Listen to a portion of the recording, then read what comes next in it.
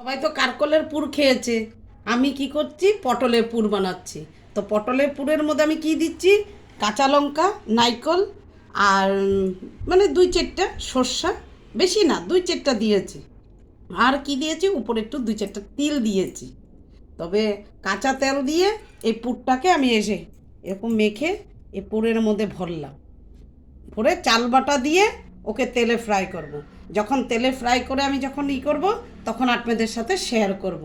তবে এটাকে বলছে কারকল, এখানে বলে কারকল, আর আমাদের দেশে কলকাতায় বলে পটল, বাঙালি ভাষায় বলে পটল। তবে পটলে পুর করব আর চাল কুমড়োর पुर, ये व्हाइट वाला भोपला, उसमें ये डाल के, ये मसाला डाल के ऐसा बना के, फिर उसका चाल का जो पिठाली रहता है, चाल का जो गुड़ा, चाल का आटा से मैंने तेल में पकौड़ा बनाएगा। बहुत टेस्टी लगता है। हाँ, एक कुछ नहीं देने का, नारियल पिसा हुआ और थोड़ा 2-4 बादाम।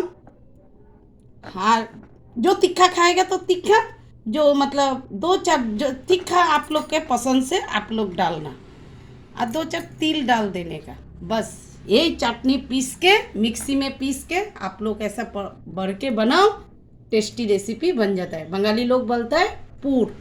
नमस्कार।